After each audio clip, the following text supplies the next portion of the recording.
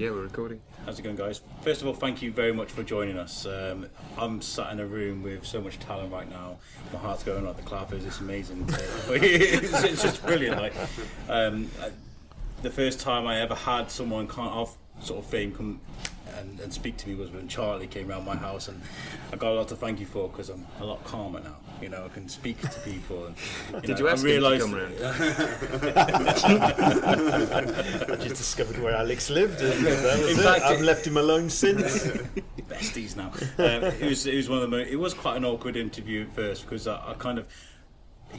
For podcasters, I hit a wall and I forgot what I was talking about, where I was, and Charlie was kind of like, "Come on, guys, you gotta do this." This is round two. Charlie doesn't usually have any problem talking. So Let's just talk about me. Ask him any questions. Just sit back and let him go. Yeah. I've called this the comic Salopia SlobberKnocker because there's so many of us here to talk about the same subject, and it's going to be quite fun. We're going to be doing a little bit about. We're going to get into a bit of detail with comics, but it's more of an introduction as to Comic Salopia, what it's about, what you guys do. So what I thought I would do is to go around the room, start from over here, and just introduce yourself, what you create, what you're responsible for. All right. Well, we'll start with me then. I'm Christian Ward. And I'm a comic book artist. I've done Black Bolt for Marvel, Thor for Marvel, and I'm currently working on a book called The Invisible Kingdom, Dark Horse Comics. Cool. Oh, I'm Robbie Morrison, a comics writer. I'm probably best known for creating and writing the Adventures of Nikolai Dante for 2000 AD about a womanizing Russian swashbuckler in the 25th century. I've also, courtesy of one of our other guests, written quite a bit of Judge Dredd in my time, and also collaborated with yet another guest here on a graphic novel called White Death. Yeah, sounds amazing. Hello. Next. Hi, my name's Charlie ADLARD, and I'm best known for being the artist on a little zombie comic called The Walking Dead. But worked with Robbie as well on Nikolai Dante, a few bits there. White Death. We will be working together again on another project soon. And yeah, lots of other stuff as well. Fab, my name's Dan Berry. I'm one of these indie cartoonists you might have heard about. I did a book, came out last year from Top Shelf called The Three Rooms in Valerie's Head, and I'm working on a sequel to that. I also teach comics in Wrexham, so I lead the course in illustration there. I've been doing that for 11 years. I run a podcast called Make It Then Tell Everybody, and spend all my time drawing and talking about comics. Fantastic. I'm Sorry, Alex White. what was the name of your podcast? Make It Then Tell Everybody. I thought you said Naked and Tell Everybody. That's the after dark. That's a great concept. The underground one. It's a great concept for a podcast, though. I'm sat here naked, and this is my podcast. I'm going to Show everybody. Yeah. I'm Alex Whiteley, and I host the Shrewsbury Biscuit podcast and the Thor's Kin podcast. I'm John Wagner. I'm a comic writer. I write Judge Dredd, among other things, several 2000 AD characters, but mainly I'm best known for Judge Dredd. Thank you. This feels like a therapy session. It does. I also feel like a major underachiever after all. So I'm Shane CHEBSEY. I'm the organiser of the festival. I'm also an artist in my spare time, and I've published comics for about 25 years, organised festivals and conventions for about 12 years, and also sing in a band. Of which I play drums in. Yes. Cosmic Rays. Yay. Buy our new album out soon. Yes. Subtle. EP already available. Which, actually, one of the songs is the theme tune for the Shrewsbury Biscuit. Woo, yes. Hey, it's great. It's not Balarang, whatever. No, that was just a mistake on the CD. That was really funny. That was so funny. Well, thanks, guys, for joining me. Shane, we'll start with you. What is Comic Salopia? Let's explain it to everybody what it is. Okay, well, Comic Salopia is a town-wide free festival that encompasses every type of comics imaginable. So we're celebrating web comics, indie comics, mainstream comics, manga, kids material, all sorts of comics in every form. not just pieces of paper folded together, but if it's on your screen, it could be on walls, it could be anywhere. We're just showing that comics and sequential art is an art form as opposed to a format. And we're really celebrating that at the festival.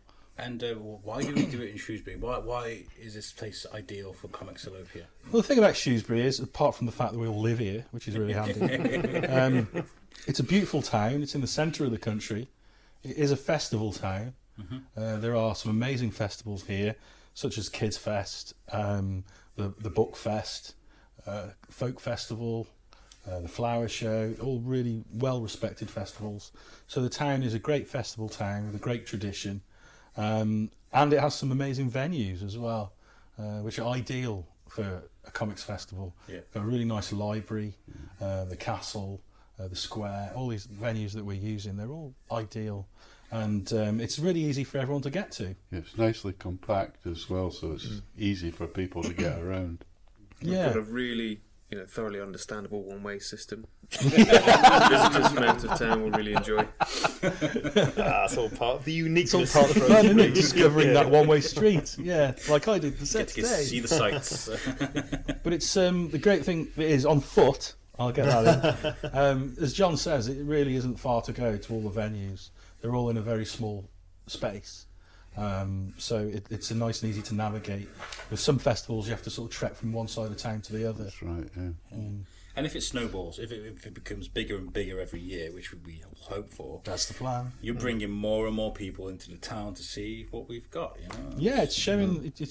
It's a great way for people to come to. It's a great reason for people to come to the town. Yeah. If you like comics, or if you're just curious about comics or art in general, or literacy, great stories, because that's what comics are all about, telling stories. If you like great stories, then it's a great festival for you to attend. I've already been speaking to people that are part of other work that I do, the podcasts. That I've got a few friends that from London that are gonna come up to the podcast. They're gonna travel up to see it. So you're gonna pull people from all around the country. So yeah, well, all over Europe, to be honest. We've had people buy tickets from Holland, France, Spain, Italy, a few from America even. Really? Yeah.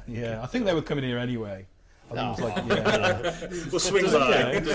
Refund them. We'll take that. Yeah. Mars, there's a couple of people come from Mars Yeah. as well. Mars. But they are coming here on a holiday. Yeah, they were coming anyway. Yeah.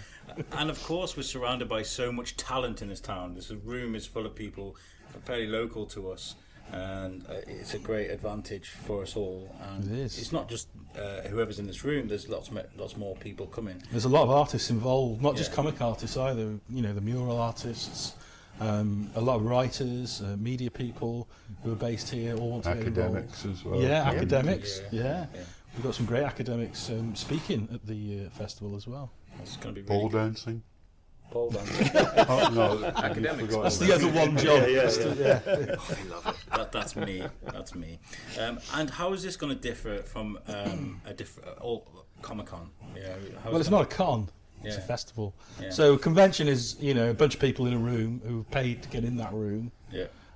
Whereas here, yes, you can pay for special events if you want to, but if you don't want to spend any money at all, you can still totally enjoy the festival. And it's a celebration. It's across the whole town. So you can go meet guests, you can get stuff signed, you can take part in lots of free events, and really have a good time without spending a penny. Go on, Charlie. What we want to be is inclusive. Yeah. Mainly, because most cons are, pretty much exclusive because of the fact that you have to pay. So you have to be a fan to begin with. Most people who turn up, even whether it's San Diego Comic Con, the massive one in California, or a little town hall in a city or whatever, they are all of the same type. It's a fan thing, and obviously we want the fans to come as well. But that's kind of why we've got the paid events. But really, the free stuff is to introduce people to comics, I think, and to say, look, hey everyone, look, this is what we do, and this is this is probably what you don't imagine. If you think comics are a certain thing, think again, because this is what we do. Look at the variety. Look at what we do. There's adult stuff. There's kids stuff. There's different Sometimes genres. it just takes that spark, doesn't it? Say, walk past John Wagner and be like, "That's the guy that made Judge Dredd. I want to do that. How did you do that?" And then speak to John, and they find out, and that can spur someone on to want to do this. Yeah. Their first sort of introduction to the medium will be through a brand that they know. Yes. And we understand that. But then there's a lot more. Then you discover more. Yeah. For example, my introduction to comics as a medium was Planet of the Apes, because I used to get the old Planet of the Apes comics. They were the first comics that I read. Yeah. And that was my introduction. Then I went on to Star Wars, Spider-Man, and then you realise there's loads more out there. You're not trapped by one or two genres. So, in a nutshell, this festival, you're going to be able to get a look at what this is before you've even spent a penny. So you have to have a walk around and experience it. It's amazing. Great idea. I've just come back from a Comic-Con. I can't say her name. But you can say it. Well, just come back. Right, let's work that We'll one work out it then. it was MCM, and I really enjoyed it. I had a really good time. I've only just started going to Comic-Cons. It's my second one, probably the best one out of the two. But what I found was the only thing I had to say about it that I didn't like was I felt like the comic book artists were pushed to one side of it. They were kind of on the right hand side. And I thought, ironically, it's called Comic-Con as well. Yeah, that's what I mean. Like, if it wasn't for you guys, was it in London? in Birmingham. Oh, yeah, right, okay. And if it wasn't for you guys and comic book artists around the world, we wouldn't have Comic-Con. So I feel like the comic book artists should be treated like the rock stars. They should have... Yes! I mean, we're biased, We but should I put them in think prison then. Put them in prison. I just feel like they should be there where the footfall is, where people are walking by, so they get the inspiration, see the art. I just feel like that's how it should be, regardless of what. I don't think you'll get any arguments from anyone in this room. No, I don't think so either. Well, we also come from. It's kind of weird, those shows, because we come from a different, for want of a better word, background. Because most of the people that turn up as guests at those shows, whether they be actors, directors, or whatever, who tend to also all be associated with TV or film stuff. They're all there to monetize as well. They're all there signing stuff for money. They're, and it becomes this really soulless thing where just you go and there's just loads of queues, and that's it. And and they build this thing as a great day out, and you think, well, a great day out queuing, that's brilliant. And we kind of we'll charge for sketches or something like that, but I think us cartoonists, we kind of want to go there and meet the fans and enjoy that experience. An element of giving something back to the fans, and they've made livings for us for many years. So the least we can do is turn up, say hello, chat to them about what we do. Exactly. And not charge for signatures and things like that. It's a great thing, and I felt really guilty because I could only go to Comic-Con for one day. If I'd have stayed for 2, I would have gone round all the artists and spent a bit of time with them and spoke to them. I really would have liked to have done that. I think there would have been more of an opportunity to do that if they were right in the middle of the room where everybody walks by, But yet you queued for 2 hours for second stormtrooper on the left. Yes, that's right. That's it, Shorter Arnold Cyberman than Total Cyberman. But together for the first time. So a lot of you guys have worked for independent comic books, and some of you work for bigger comic book companies. What is the difference between working for someone, say Marvel or DC, or working on your own creation or something that's independent? What's the difference? Getting paid. In a nutshell.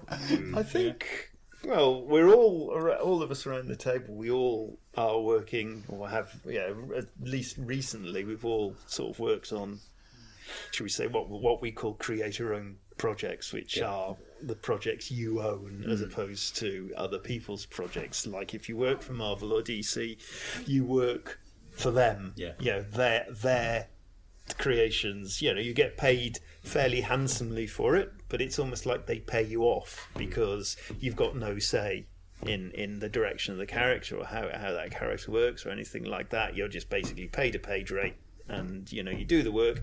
That's it. That's your involvement, which is fair enough. You go in there, eyes wide open. That's fine. But obviously, when you're creating your own stuff, you're in full control. So it's so long as it does okay. It's obviously a much more preferred thing to do. Does it add pressure to you guys as creators if you are? So you've worked on the X-Files and Doctor Who. Yeah, right? So when you've got a fan base that are expecting the character to look a certain way and to act a certain way, does it add a lot of pressure on you to get it right? Well, when I took on Doctor Who, it was because Peter Capaldi had just been cast, I think. Yeah. So I normally got to make the way it works with licensed comics, because everything was also top secret.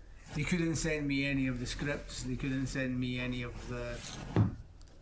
basically anything. So I just had to work out how Peter Capaldi is going to play this. And I just figured he's going to play like a grumpy Scotsman. It's fairly accurate. Which, to be honest, I can do grumpy Scotsman. I think I can handle that. I can handle that quite well. So I just basically wrote it the way I thought. Well, I'd have liked to have seen it being played. Yeah.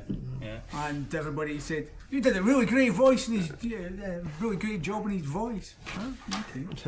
And what about when you create something that does snowball and become big, like Dread? Something that people from the beginning it set a tone. Do you feel like you have to keep going in that direction, or can you just make changes whenever you like?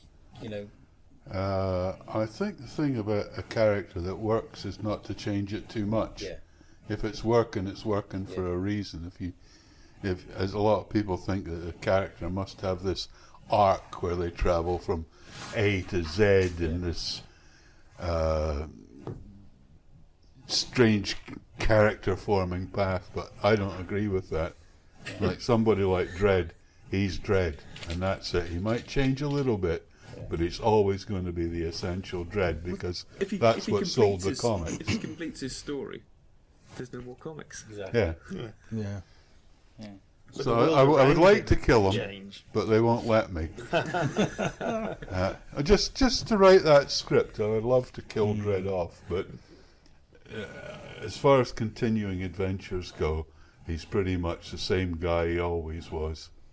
Fantastic. I suppose you could say the end of his arc is his death, because he's not going to change. Yeah, I suppose I felt that with a lot of the larger epic stories I was writing, I was sort of doing the grand old Duke of York thing. I was marching Dredd up to the top of the hill, and then, because the story really couldn't change, marching him back down again. And that's the way it goes, but you have to do that. Yeah. He's like Batman. He is ages, though, isn't he? He is aging. Oh yeah, we age him year by year. That's an interesting aspect of his life, seeing him become as decrepit as I am. So how old is Judge Dredd now then? I've got no idea. I suppose right. in strict terms he's probably about 80. But he's had a rejuve job. Ah, of course. He's got good genes. I'm signing up for one of them pretty soon. And I have a rejuve job. It's quite hard to say. But I can feed off that. I enjoy feeding off his aging and sort of make him foul-tempered. Well, I sort of work out a lot of my own problems on Dredd. Dredd gets up and something wrong with his leg. He can't move it properly. What was around the room? I'll go around the room. What was the first comic book that you read that you were like, I want to do this. This is for me. God, It's got to be one that stands out to mind, right? I don't know if there was. I mean, I remember as a lad, when I first fell in love with comics, I used to get the old Transformers comic that Marvel UK used to do, and that used to come through the letterbox on a Saturday morning, and that was when I started to read comics. Before that, I just looked at them. Do you know what I mean? As a kid, I'd flick through them, but that was the first comic that I used to sort of read. I don't know whether that kind of sparked. I mean, I always used to kind of copy things from it, so I imagine it did. That was the kind of the intro into kind of the wider world of comics. Yeah. My My granddad used to buy me the Hotspur and the Hornet every Saturday when I would go and visit it. This was before I could read, so I would have to sit there and my granny would read them to me. And obviously my granny actually enjoyed a good chat, so she would be holding 2 or 3 different conversations with the rest of the family, all the adults there, at the same time she was reading to me. So I would sit and bang the table and go, read on, read on. I suspect that's probably not exactly to write comics, but that's probably instilled in me a love of storytelling. And from that, I would imagine that's where it grew, that I wanted to write stuff. Fantastic. That's really cool. I think, well, when I was about 6, I have 2 distinct memories. One was my dad buying me issue 1 of The Mighty World of Marvel, which was the British reprints of obviously the Marvel comics from the 60s, and it was the first time Marvel comics were being printed in sequence in the UK, and at the same time my dad used to go to a garage to fill up obviously his car with petrol, and they were running a promotion, and if you got enough points on your on filling up from this garage, you could get an Asterix book. So, and I loved both equally at the time, which has probably fueled my love of American comics 50% and French comics the other 50%, because obviously at the time I didn't realise Asterix was French. I just thought he was a British creation or whatever. But yeah, literally from that age, I was doodling before then, but from about 6 or 7, all I drew then were comics. And my dad used to my dad had a few businesses, and one of the businesses he did have was this newsagent, so I was fine with paper and biros. Wow. I had a plentiful supply. Lots of comic books on the shelf. Exactly. Fantastic. I think it was mostly Asterix and Tintin when I was a kid. My mum had worked in Belgium when she was young, and brought back all these like incredible French kids books, and so we had these French kids books in the house that I couldn't read and didn't understand, but they looked really different. We had a bunch of Asterix and Tintin in there as well. I remember thinking that Tintin was really inventive and Asterix was really adventurous, and I really liked those two sides of it. And so I'd sit and I'd try and copy the drawings and try and get them right, like with a biro or something. You can't really do Asterix in biro. Not very well. Not with a high degree of fidelity. Let's Remember say. your first Asterix book? Which one? The Gaul. It started from the first one. Yeah. Right. Fantastic. Do I answer? Yeah, well, I like. Go on then. My first comic book annual was The Incredible Hulk, and that was I was 8 or 9, and then from about 13 I picked up Spawn. And Was it one of those just annuals, British annuals? it was just one of those ones you buy at Christmas. the you know, Christmas annuals. And I used to flick through it, but I never really. I didn't get hooked. I got hooked up from Spawn. Spawn I bought, and I fell in love with it instantly. And from then on, I've been a big fan. John. I suppose I got into comics when I was about 14. I was doing a paper round, and before we went out in the morning, we whiled away the time by reading all the comics on the shelves. And then as I walked round, I would continue reading other people's comics, shoving these tatty dog-eared things through their letterboxes when I was finished. And mainly they were the same as Robbie, the comics of D.C. Thompson, Hotspur, Hornet, Victor.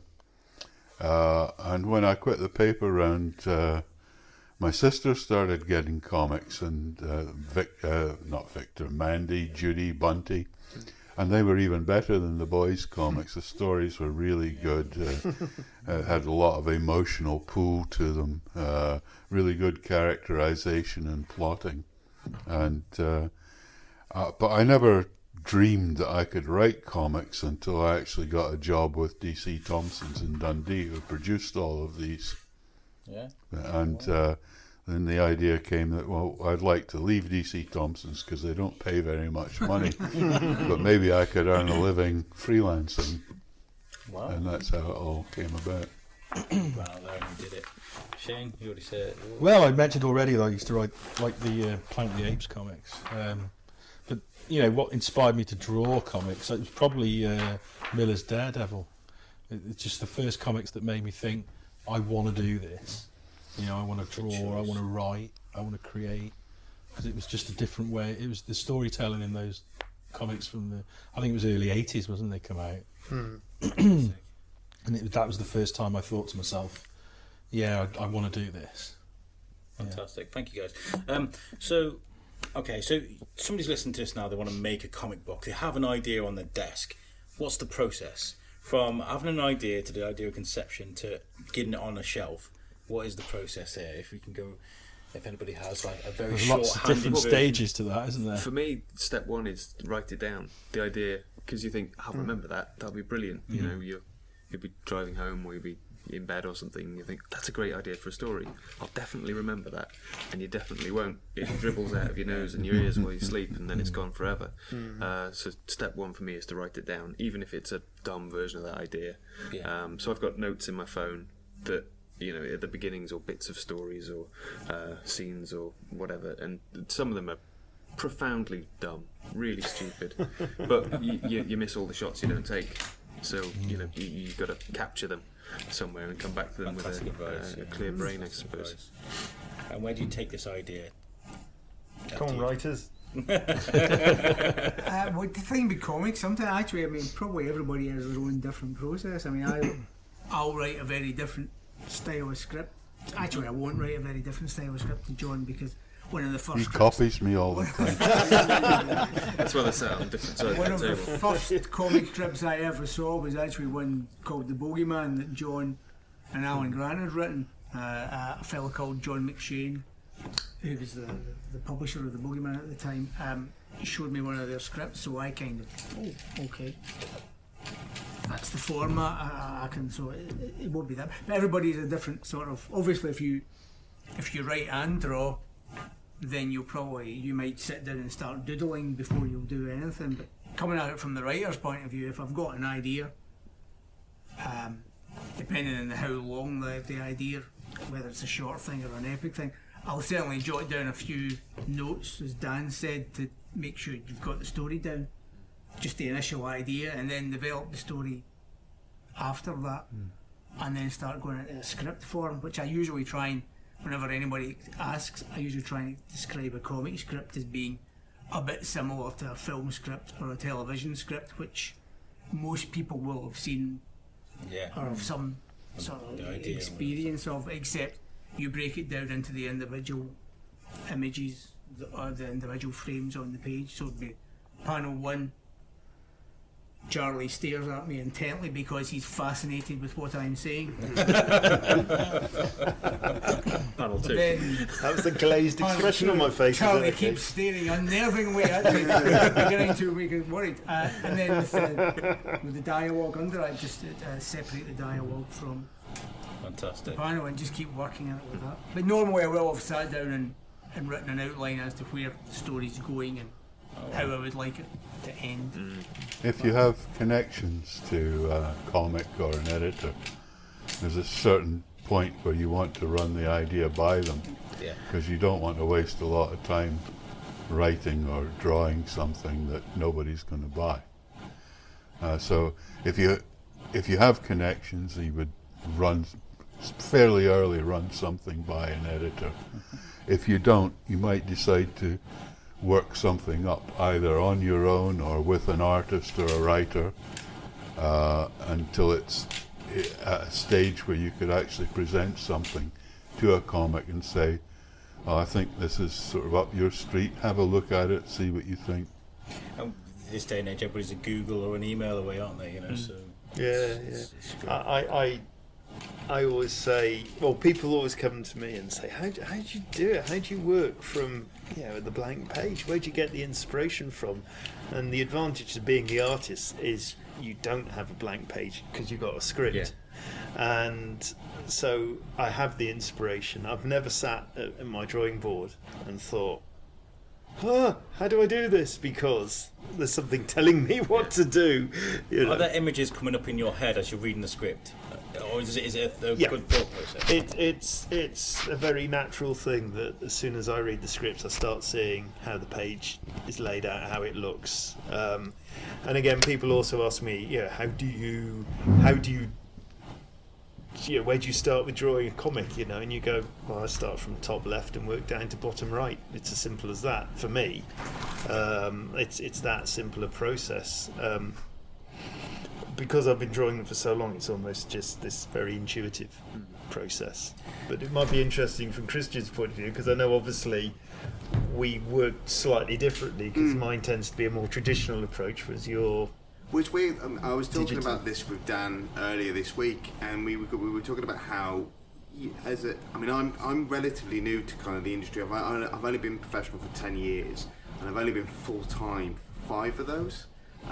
So I'm still relatively quite young in the industry. But what I found that the less I care about what I'm doing, the better it becomes. Yes. I don't mean that Yes, I don't I agree. care about Yeah. it, or I don't want it to be good. You overthink it. You overthink Yeah. it. Like my first few comics were terrible and took me ridiculous amount of times. I mean, I'd be spending 2-3 months on an issue because it'd be like, oh well, I want this. What you tend to do is you tend to focus on it looking good rather than the storytelling being good, and those are 2 different things. And I think once you get into the flow of it, what Charlie says is the more you follow the story and trust the story, the easier it becomes to draw it. Yeah, I think the thing about, when you're saying you care less about it and it's better, I think of it as squeezing the kitten. Like, you want to cuddle a kitten and you want to just stroke it, but you don't want to, like, love it so hard that it bursts. You want to, and I think It that when depends whether you like cats or not. That's a very graphic analogy. That, if you like the insides or the outsides of cats, I guess. Sorry, Robbie. It's true though what Christian says. Yeah. It's the best thing for an artist actually working in this industry is a deadline. Because it does focus you. And if like for instance, The Walking Dead is your standard 22 pages, so you've got to draw 22 pages a month plus a cover. So if and you sit there, and what I do is, I kind of plan the month and think, right, I need to do this many pages for this week, break it down to however many, whatever it is per day, whatever, keep on track that way. So if you say to yourself, well, I've got to get to this point by the end of the day, you start editing yourself and go, it's almost the that'll do sort of attitude. It sounds a bit laissez-faire, I know, but you've got to stop at some point. You could just keep going and overworking and spend days on one page. It's just not worth it. It really isn't worth it. It's storytelling at the end of the day. That's the important thing. It's nothing to do with not every single panel has to be some sort of Michelangelo style drawing. One of my battle cries before I was old and jaded and cynical about the whole thing was, it's all about the story, because comics for the most part are collaborative. The script tells the story in one form and the artwork is telling the story as well, but you have to put them both together to get the final finished story. And if it is about the story, that's what counts more. It's like the artwork isn't more important than the story. The script, strangely enough, isn't more important than the story, because both of them have to come together and merge and coalesce. And it's like, that's where if you get a nice sort of working relationship with somebody, like Charlie and I work together quite often, so when I write scripts, this is good for me obviously, when I write scripts I kind of know what Charlie's going to do, hopefully, or I think he does. Sometimes he'll surprise you, but you develop. Yeah, I meant for the better, obviously.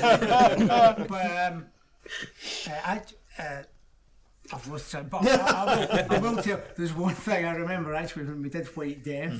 There's one point in White Death where I describe a scene of the soldiers come out of the trench and they throw the grenade and blah blah blah, and it's all very atmospheric. But I described it in quite a lot of detail.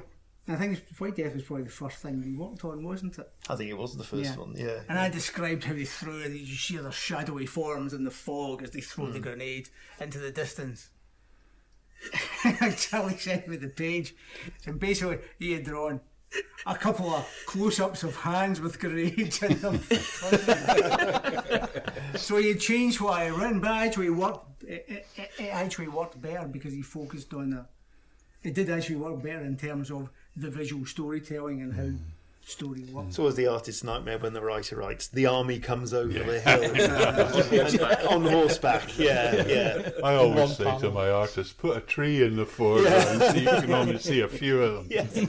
and I bet you every single comic book artist will always, like you say, will either fill at least, if it's a full page drawing of something like that, will fill at least 2/3 of that panel with one giant figure in the foreground to block out the rest of the army, because we ain't going to draw all of that. There's not the time, unless you're working for France, when there is a time. Speaking as a writer, when you write stuff, I try to write things the way I see it in my head, and I think if you're writing comics, part of your job, because what probably people don't realise is only a handful of people ever see the script.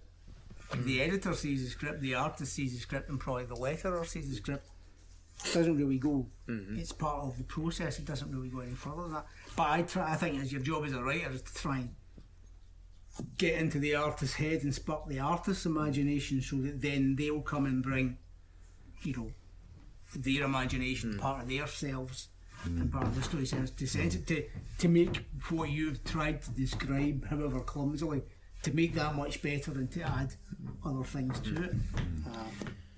Can I ask, at the moment we're living in two different ages. We're living in the YouTuber podcast era, where it's really easy to put yourself on camera, put on the mic, and for some schmuck to talk, right? So everybody's doing it. We're also living in an age where lots of comic book properties have been snapped up by people like Netflix and Amazon. There's all sorts. Umbrella Academy is the best example of the newest thing.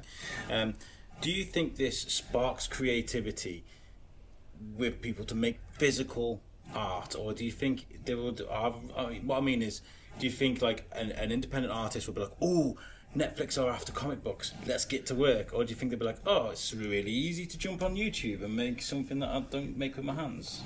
Well, I think to a certain degree it shows that, going back to talking about creator-owned comics, it shows that there are other avenues to make your creations successful. 20, 30 years ago, that sort of through line from something like that was not as accessible. Most of us would be, perhaps 30 years ago, the further you go back, the less creator-owned stuff was, infamously, Siegel and Seuss, I can't even say that. Superman. The Superman creators, infamously never owned Superman, so they never got any money. I think they were compensated further down the line because of the fan outcry, but they infamously never got a single dime from Superman apart from writing the scripts and being paid for the scripts or whatever. So now people, I think, can see that you could do a creator-owned comic. The buck doesn't just stop at the page and that's it. So there are other avenues. So I think it encourages more people to go down an alternative route rather than just having aspirations of, say, working for Marvel or DC or something like that. There's positive spins and there's also negative spins. I mean, the book I did that came out last year has just been optioned, and it's a delight because it means I get paid again. And I don't know about anyone else, but I really like having money. I want more of it. I've got 2 children that eat all the time, and I like to be able to feed them at least 3 times a day. Much? At least 3 times a day. Okay. Very generous. I know. Yeah. They live under the stairs, but so the opportunity to do one job that gets you paid more than once is a really good thing. I think when I was a sort of 16-year-old punk, I would have sneered down my nose at me for selling out or something. But now I would love to have the opportunity to sell out further. I think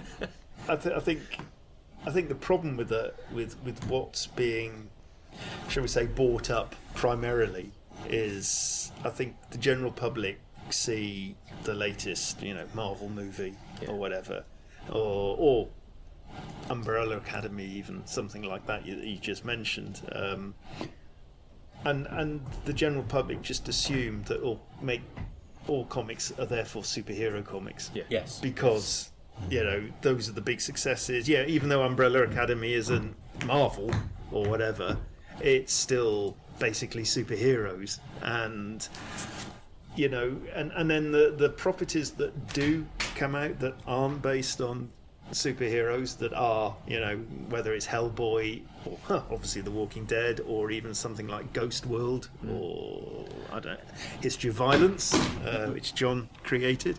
Most people don't even know their comics. See, there's the irony there. I mean, for me personally, my you know, if I meet somebody that's heard of The Walking Dead, generally it's through the TV show, and then you have to explain that. Do you realise it was a comic? You know, Be a TV show if it wasn't for me. It was all me. So what about when they take a property, say like Dredd, and they make what you've created, and they kind of get it wrong? How does that feel? Well, it's. Get it wrong. Is that saying they've got it There are wrong? two different versions of the Making a movie. statement there. It's disappointing. But the money sort of soothes a lot of like the first Dredd film helped me buy my house. And so I appreciated it for that, and I would never criticise Stallone, even though I thought the film was crap. It wasn't his fault. And the second film, which I was actually a consultant on, although they had like a fifth of the budget, it actually was a credible film about Dredd, I love that. which the first one wasn't. The first one had a lot more money, it had really good production values, but the story was nonsense. So I was quite pleased by what they came up with on the second. It's good that you got a second bite of the. Yeah. Unfortunately, the first film kind of screwed the pitch for it. Yeah. So there wasn't the ready audience for it. Although in DVD sales afterwards, I think it just about made its money back. Yeah. And for those of you that don't have a hit TV series or movie yet, say Netflix come up to you and they said to you, "We're going to give you money to create what you want to do." How much money? How much money, Dan? This is a big deal. How much control would you like to have on your creation? You know? Well, generally they don't give you that opportunity. Really? It's a question of take the money and run. Yeah. Basically. Sometimes they do. If you're a big enough name, I imagine somebody like Alan Moore would be able to dictate, or J.K. Rowling obviously has a big say. Yeah. But they don't want to hear from me, and to be honest, I don't really want to hear from them except the checks. And how high does the price get before you say, "Okay, take my idea, do what you want with it, Netflix"? You know? £1 million. It's got to be fairly high. Yeah. Yeah, I mean, you wouldn't do it for peanuts. Well, the problem is, though, if you and you know, I obviously know from not my experience, but obviously Robert Kirkman, who obviously writes The Walking Dead, he's got himself, he's very involved with the production of the TV show.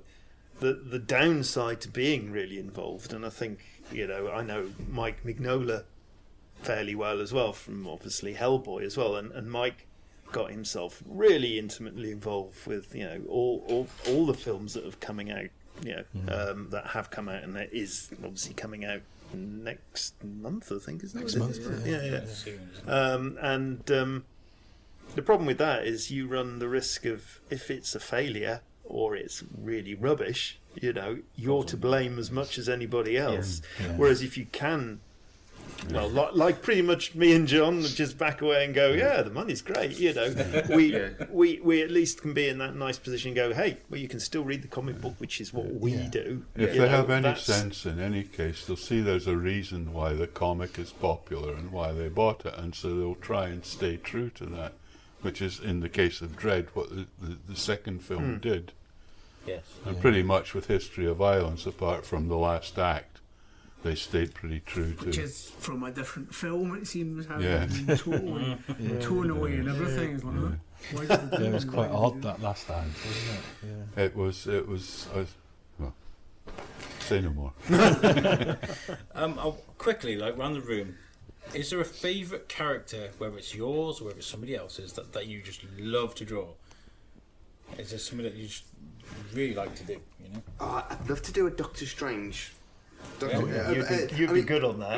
Yeah, that'd like, suit you, man. Yeah, I mean, I think kind of I've been offered a lot of Marvel gigs in the last sort of like 4 or 5 months after, because Black Bolt won an Eisner, me and the writer. So they've offered me quite a few things, but I'd already made the decision that I was coming back to create our own because of the freedoms and the kind of being able to create your own characters, and that's kind of what I want to do for the time being. So they've offered me a few things that I've said no to, but Doctor Strange would be a hard one to say no to, I think. If I'm not going to do create our own, that's who I'd like to. You're listing Marvel. Yeah, if you're listening, Marvel. There you go. Who would you like to work with as a writer on that? Or would you write it yourself as well? Oh no, I think I'd want to have someone write it for me. It's all coming together. By the hoary hosts of Hoggar. Yeah, I'd quite like to do Strange as like a grumpy Scotsman. I think that'd be quite good. I can do Grumpy Scotsman. Okay, yeah. Actually, there's probably somebody here who can do Grumpy Scotsman better than me. Who do you mean? Have you got someone, Robert? I'd love to be able to draw any character and make it recognisable as the character, frankly. Yeah. Yeah. Charlie? I mean, it's a fairly simple answer, which is I'd like to draw, just create something else, my own characters. But if you did twist my arm, I do have a very fond spot for Doctor Doom. Yeah? Yeah, I'd love to draw Doctor Doom, but in his sort of gothic glory.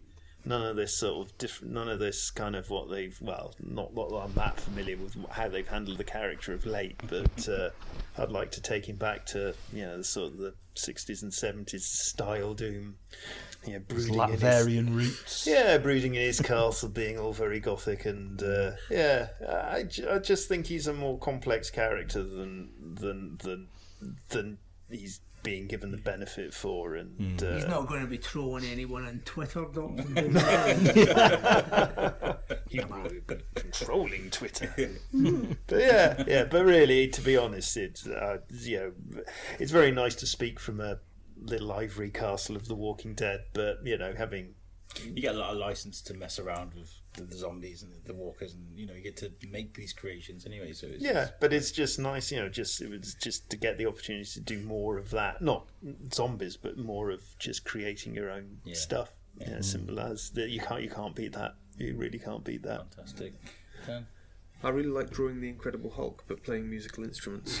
I did. Imagine with a ukulele. Yes. Well, Ocarina. So I'd like to do a little musical Hulk story. I think That'd be fantastic. I'd buy it. The musical. Hulk the musical. He's just trying to find inner peace. It'd be the opposite to the famous Bugs Bunny scene of the Hulk with a piano. Yeah, I do that. John? Well, like Charlie, I prefer to create my own stories. I feel much happier writing them. Stories that I make the rules up on, not somebody else's rules. But if there was one character I would like to write, it's Uncle Scrooge. Because I feel a real connection being a Scottish duck. And I've always enjoyed him. Fantastic. Shay? Well, if I had a choice, I'd love to do an Etrick and the Demon story. Write and draw it. Because I've always loved that character. You don't know Etrick and the Demon? Oh, you need to check out Alan Grant's run on that. Yeah, half a life. He had a great run on that, He did, didn't he? Yeah, it was a fantastic run. And he's a rhymer, so he's a demon, and all his speeches in rhyme. Originally created by Jack Kirby, actually.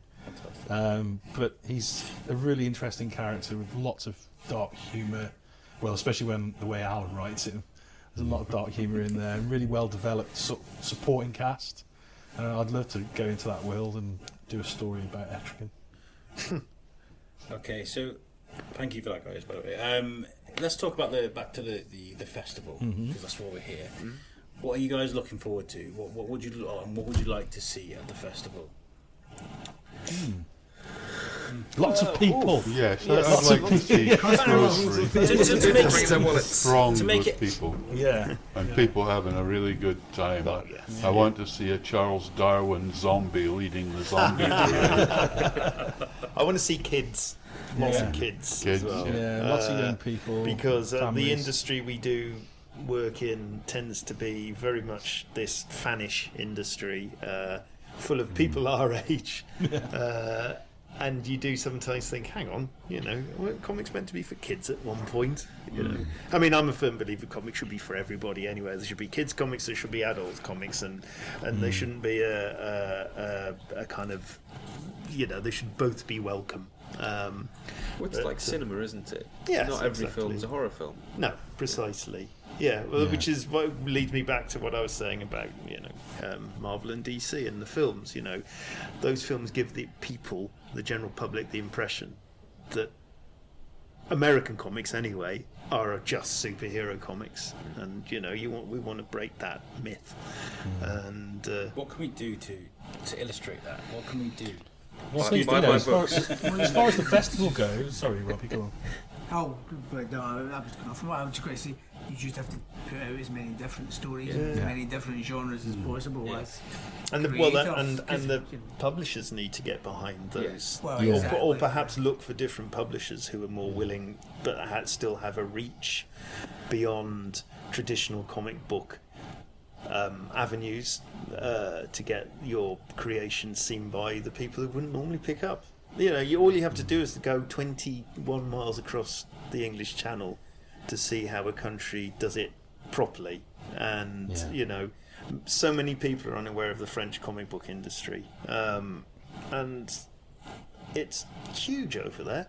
And it's not just bigger than our industry, but it's respected. Yes. That's the difference. It's called the ninth art over in France. So it's lumped in with painting, sculpture, and whatever the other six are. They're not as important as comics.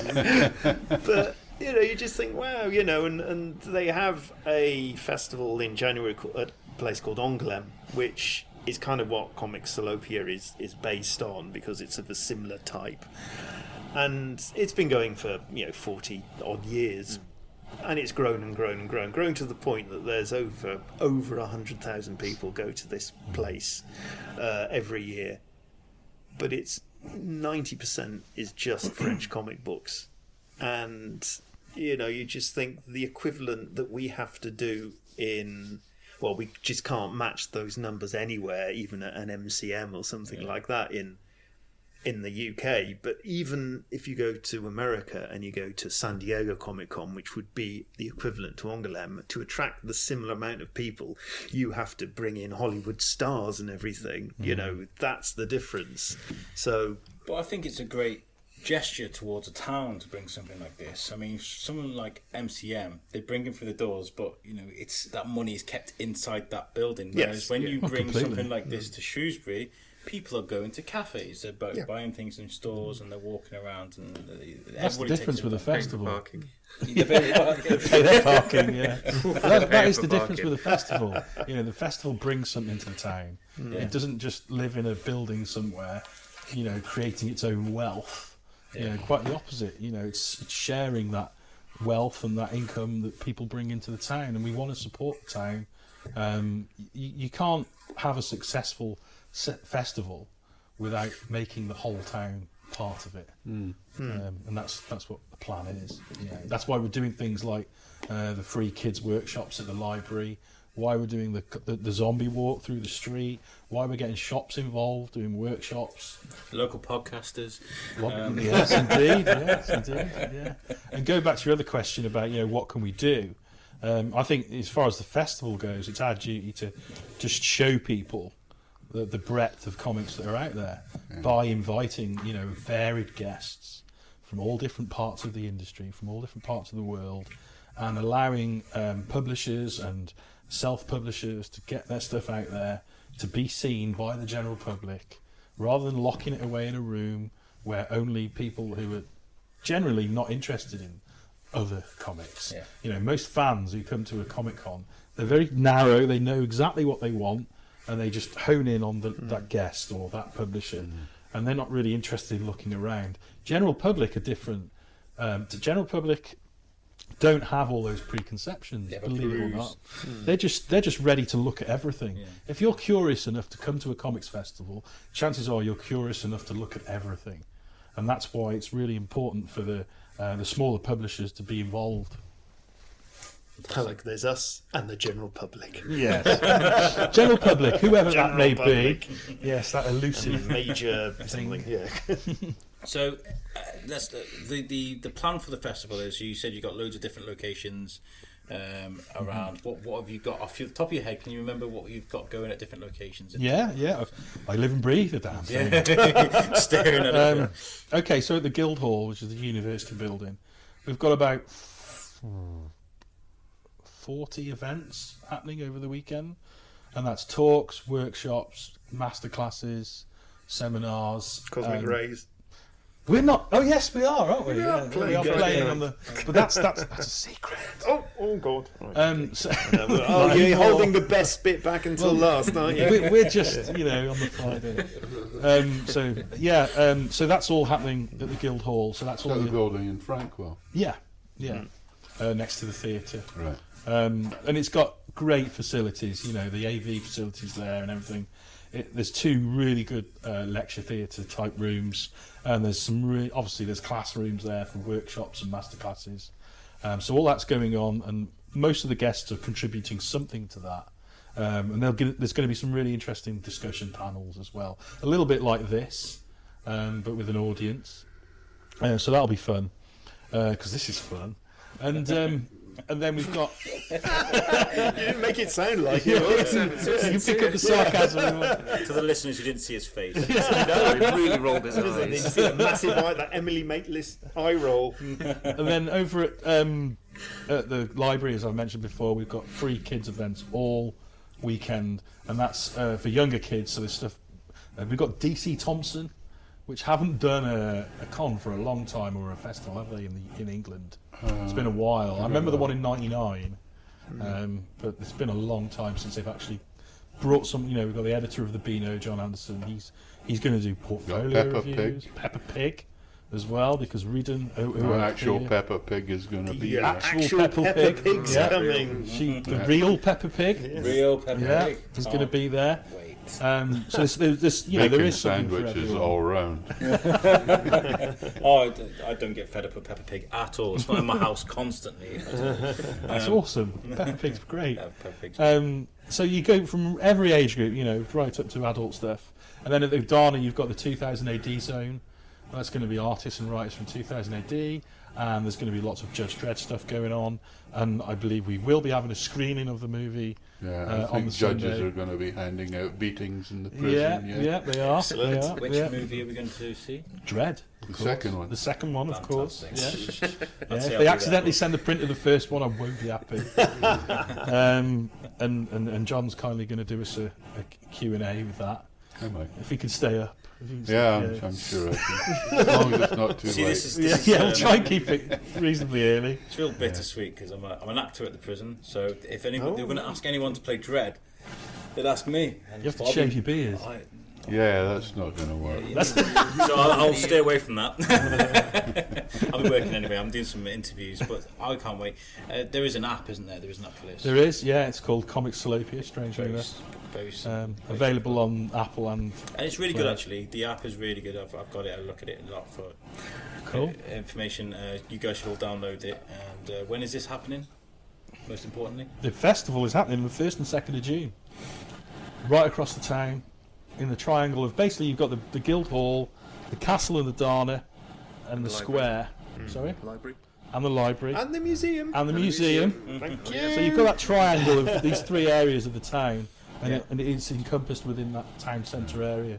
So it we, really we, does. yeah, we do have. Sorry, not to blow my own trumpet. go on, Charlie. But, we do have an exhibition, Drawn of the Dead, at the museum, which is an exhibition of obviously my work. But what's really exciting is in the main exhibition space in the museum, it's going to be a proper, not interactive. What's the word? Immersive Walking Dead exhibition. So it's not just going to be pictures on the wall. Full set. People actually get attacked by zombies, have to with go to baseball bats. hospital. Hit with baseball bats quite nastily. But great. it's It's great. fun, yeah, I'm Very up for that. immersive. Yeah. One visitor will never leave. But it's cool. I've seen the designs for it, and it's being designed by an actual museum designer. Yeah. So and he's It come is up with some quite really late, yeah. yes. Thank you. Oh, I haven't seen any of that. I'll have to have a look at It's that. good. Well, it was in a shoebox. Sounds really exotic. This is too small. Yes. So this is the actual size, is it? Yes, this is the size. Oh, okay. Right. Yeah.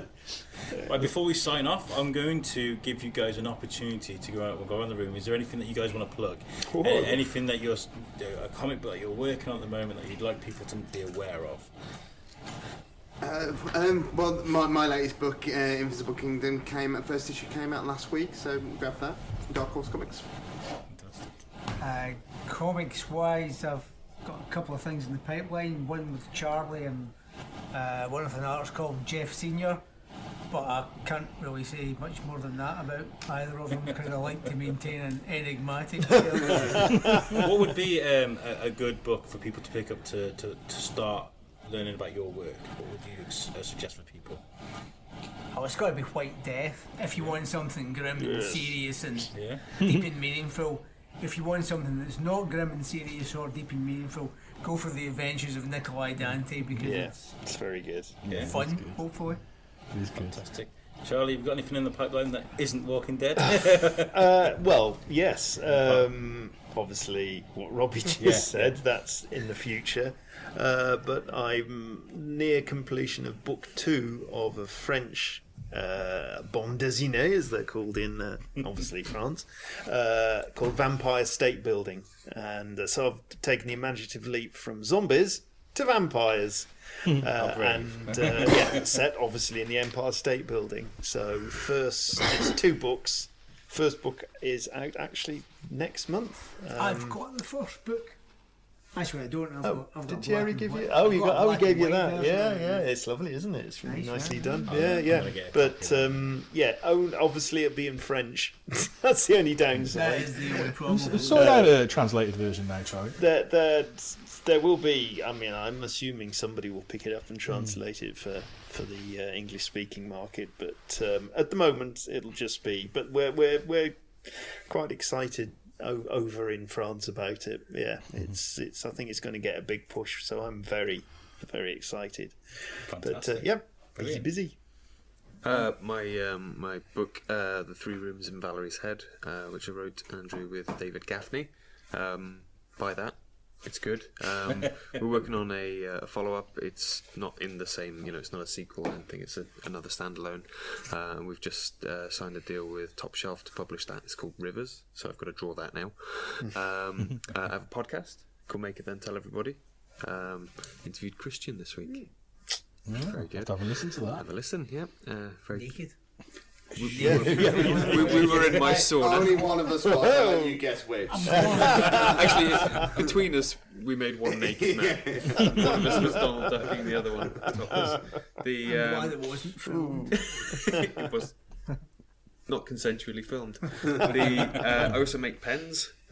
So if you go on my website, you can see the pens that I'm making as well. And I can heartily recommend those pens. Yep. Done a nice sit here. Very much In this very room. In this very room. Before we forget, I would like to thank the Hive for Oh, yes. hosting this podcast Yes, as very well. We much, are sat yes. in the performance space of a wonderful place called the Hive, which inspires creativity. I'm very honoured because this year they asked me to be patron of the Hive. First time they've ever they've ever done something like that. So I've taken this leap from being Comics Laureate from last year now to being patron of the Hive, and I'm looking forward to sort of working with place. them on stuff, and it's a brilliant place. Yeah. And if you're into drawing, come along on a Tuesday evening. Dan and I life draw here in this very space that we're Seen sat. some of them. They look great. Lots Yeah. of Your nudes. Instagram. Yeah. It's a really nice. It's a really nice life drawing class, actually. I'm due in next week for you to draw. Hey! John, are you working on anything at the moment? I would say if you're coming to Shrewsbury in June, you don't want to go away without a copy of a graphic novel called Rock of the Reds. It's about the first alien footballer, and it's just not to be missed by some unknown writer. A bunch of other great creators. You've sold me. I'll definitely buy a copy. Good. I'm going to look out for you. Write that down. There he is. The guy with the hair. You, come here. I know. Shane, are you working on anything other than the festival at the moment? Are you? Other than an album with Charlie and our other two collaborators, we're finishing off the Cosmic Ray's second album at the moment. What? Which will be out, well, when we get it done, I guess. Yeah, The tracks are recorded. We've got a little bit of... We've just got to mix it. A bit of mixing, some backing vocals to record, which I think we're recording in June. And I've got to design a cover. Design a cover, yeah. Yeah. So it will have an exclusive Charlie ADLARD artwork on the cover. But it's a very eclectic album. We're very proud of it. We are, aren't we? Generally proud of this album. It's a distinct. No offense, Phil, if you're listening, if you ever do listen to this, it's a distinct leap from the first one, I think. Yeah, it is. It's a lot progression. more. There's a lot more going on. There's a lot more variance to the styles. I was very pleasantly surprised when I listened to the music. I didn't mean that. So we get that. Thank you. I was expecting it to be rubbish. I'm not going to be honest, and I was like, "Oh, here we go, it's cringy." But no, it's not. It's really good. I really do enjoy it. My favourite review we ever got for it was actually not shit. I like that. That was good. I was very happy with that. Oh, God. Damn by faint praise, I love it. Well, guys, thank you very much for sitting with us and talking. It's been really good, actually. It's gone flown by. It's 8:30 already. It has gone really quick. Really actually, quick. yeah. I hope you guys that are listening do download the app, the Comic Salopia app. It's got all the dates on there, all the artists that are attending, and there's like lots of information about what's happening and where. So it's the easiest way to find out where you're going to be going. And it's been brilliant. Thank you very, very much. And, Thank you. Yep. Pleasure. Cheers, thank you, Alex. That's Thanks, brilliant. Alex. Thank you. and thank you, Dan, for the equipment as well. Yes. Start clapping. Well done, everyone. Thank you, guys. Thank you. Nice one.